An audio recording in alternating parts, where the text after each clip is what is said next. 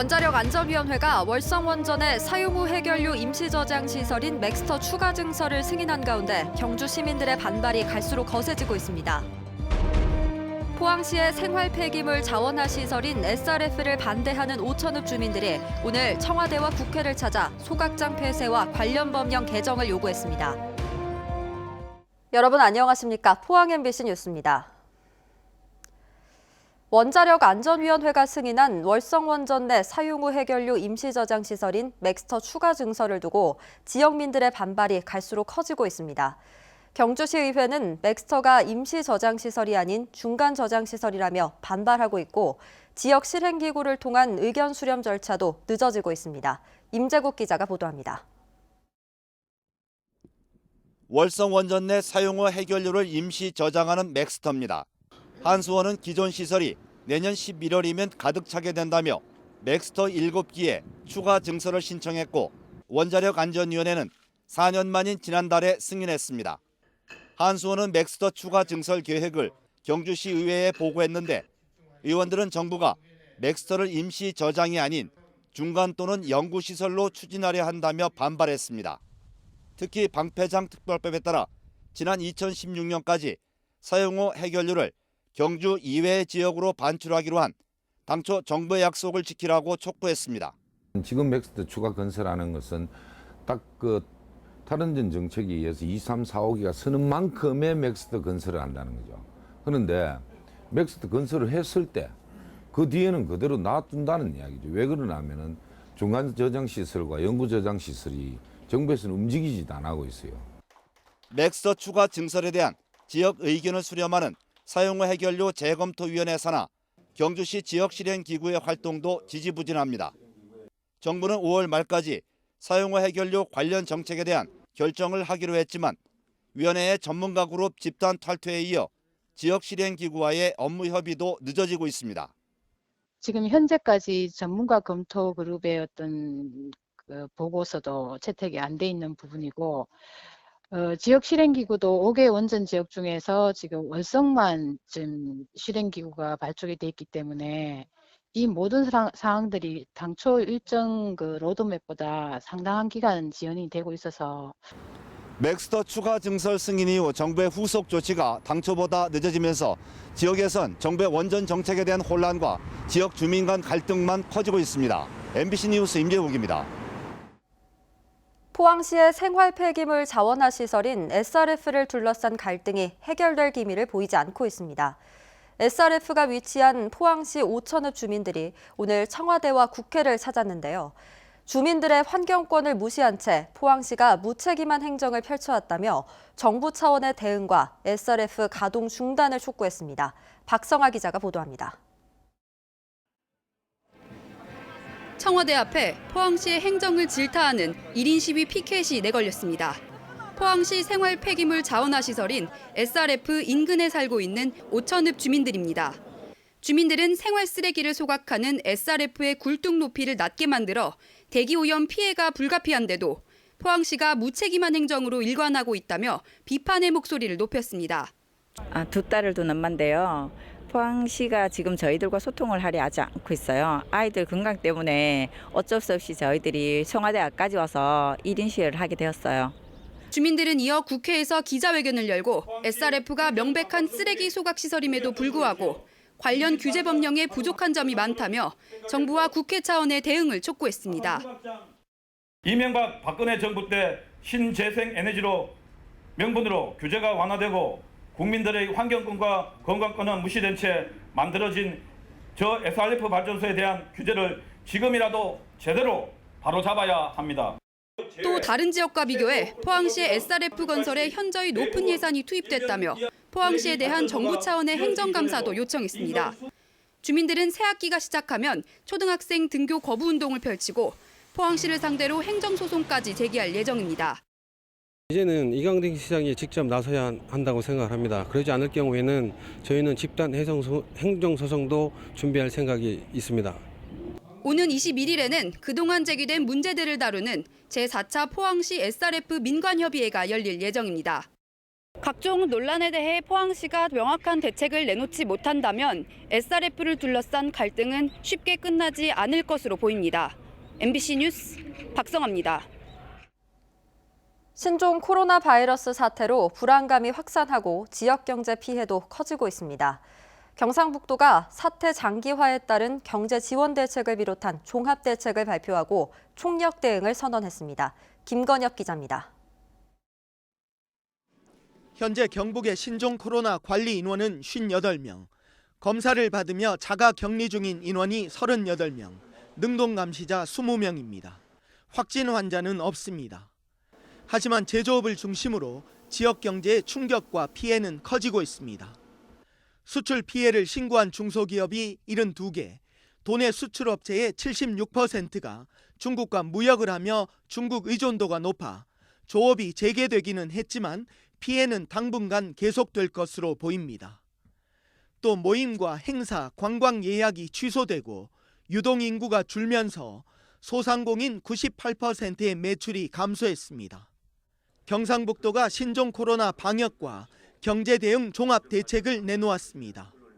환자 발생 시 가장 중요한 음압병실과 격리병상 추가 확보에 나서고 기준에 미달한 안동의료원 음압병실을 보완하는 방안도 검토 중입니다. 또 질병관리본부 지침보다 강화된 모니터링 체제를 유지하기로 했습니다. 음성 환자가 양성으로 확진된 경우가 3건이나 지금 있기 때문에 저희들은 그 음성으로 판정되더라도 14일간 모니터링을. 신종 코로나 경제 대응단은 가동에 들어갔고 피해 업종에 대한 세제 지원을 확정했습니다. 소상공인을 위한 특별 정책 자금과 중소기업 경영 안정 자금을 긴급 배정하고 규모도 확대했습니다.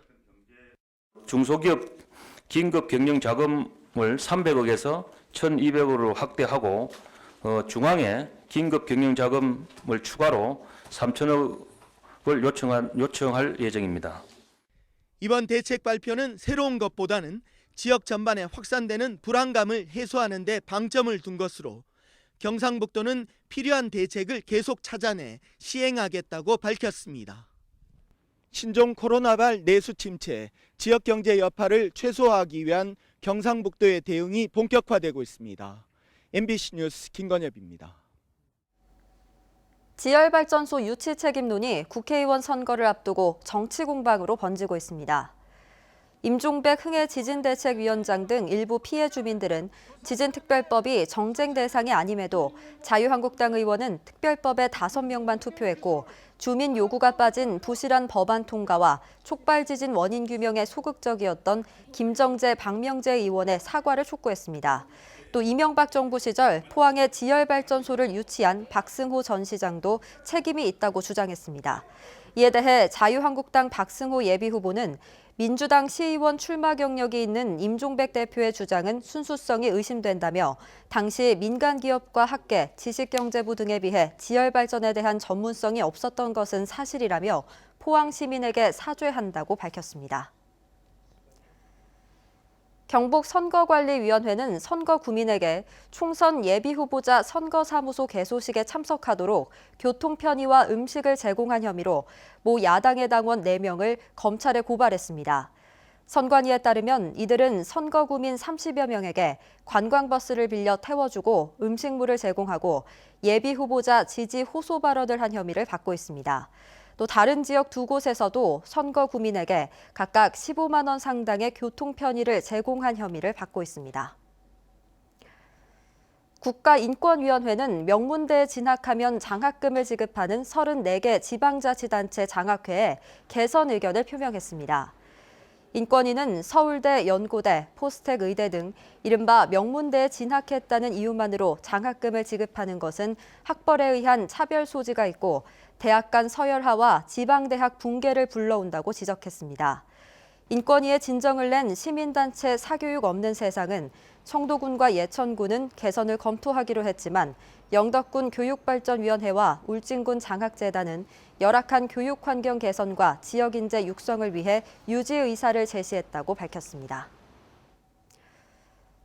동국대 경주 캠퍼스 개교 42년 만에 첫 여성 총장이 선출됐습니다. 이영경 새 총장은 학사 구조를 혁신하고 재학생의 정주 만족도를 높여서 경쟁력을 강화하겠다고 밝혔습니다. 4년 임기를 다음 달 시작하는 새 총장을 김철승 기자가 만나봤습니다. 총영 되신 걸 축하드립니다. 감사합니다. 예. 처음 뵙습니다. 예. 네, 반갑습니다. 동국대 경주 캠퍼스가 개교한 지 42년 만에 첫 여성 총장을 맡았습니다. 의미가 남다를 것 같은데 소감을 한 말씀 해주시죠. 뭐 많은 분들이 여자다 해서 걱정들도 많이 하시고 했는데 그냥 제 생각에는 그 사람 역량으로 하는 거니까 그냥 차분하게 평범하게 하면 될 것 같다 하는 생각이 듭니다. 어깨가 무거우실 텐데 시급한 현안은 무엇이고 어떻게 해결해 나가실 계획입니까? 가장 중요한 거는 이제 단기적으로 보면 3차 진단평가가 가장 중요하죠. 내년 이제 5월부터 7월 사이에 있으니까 그걸 통과해야만 되는 게 가장 중요한 거고요. 두 번째는 이제 단기적으로 그걸 문제 해결뿐만 아니라 장기적으로 저희가 경주에서 정말 중요한 명문 대학이 돼야 되는데 그걸 하기 위한 기반을 다지는 게 이제 장기적으로는 가장 중요하다고 생각을 합니다. 학생 수는 줄고 취업률은 낮아서 대학마다 특히 지방대학의 고민이 큰데 보관이 있으신지요?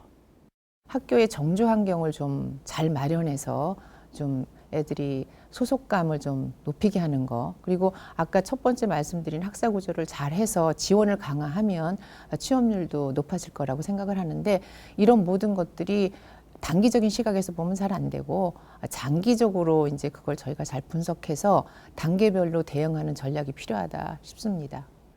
지역과 소통 방안과 함께 지역민들에게 하고 싶은 말씀이 있으시면 해주시죠. 저희 동국대학교가 지역에 기여하는 바가 매우 많은데 그것에 대한 것들을 다양한 시각으로 봐주시는 게 참 중요하겠다. 그렇게 생각이 됩니다. 저희가 그래서 그런 시각을 가질 수 있도록 저희 대학이 할 수 있는 게 뭔가를 잘 생각해서 선도적으로 지역에 필요한 일을 할 생각입니다. 경북 동해안 지역 기업들의 체감 경기가 오랜 침체 국면에서 조금이나마 벗어나고 있는 것으로 나타났습니다. 한국은행 포항본부는 경북 동해안 지역 제조업의 1월 기업 경기 실사지수는 58로 전달에 비해 4포인트 상승해 최근 5개월 만에 처음으로 반등했으며 비제조업도 4포인트 상승해 71을 기록했다고 밝혔습니다. 2월의 기업 경기 실사지수도 제조업은 60, 비제조업은 72로 상승세를 이어갈 것으로 전망했습니다. 경주시는 오는 10월에 개최할 제48회 신라문화제 콘텐츠를 공모한 결과 200여 건이 접수됐다고 밝혔습니다. 경주시는 실현 가능성과 창의성, 경제성, 계속성 등을 기준으로 이달 안에 심사를 한 뒤 6명을 시상할 계획입니다. 경주시는 지난해 공모를 통해 뽑은 진흥왕 행차를 신라문화제 핵심 프로그램으로 채택했습니다. 경주시는 오는 24일부터 11월 27일까지 NH농협 손해보험과 지역농협에서 원예시설과 버섯 작물에 대한 농작물 재해보험 상품을 판매합니다. 보험료는 85%가 지원되고 실제 농가는 15%만 부담하면 가입이 가능하며 올해 보험 대상은 과수와 농업용 시설, 시설작물, 벼고추 등 67개 품목입니다. 지난해 경주에선 799농가에서 농작물 재해보험에 가입했고 41억 9,500만 원의 보험금이 지급됐습니다. 경상북도는 산불감 지원 2,400여 명을 투입해 오는 5월 15일까지 산불 방지 비상근무에 들어갑니다. 이 기간 동안 헬기 30대를 대기시켜 비상 출동 상태를 유지하는 한편 등산로 176곳, 708km를 폐쇄하고 산불 발생 취약지 5,400여 곳에 대한 관리를 강화합니다. 특히 산불 발생 위험이 높은 오후 시간대 헬기로 궤도 비행을 실시해 지상과 공중에서 입체적인 산불 예방 활동을 펼치게 됩니다.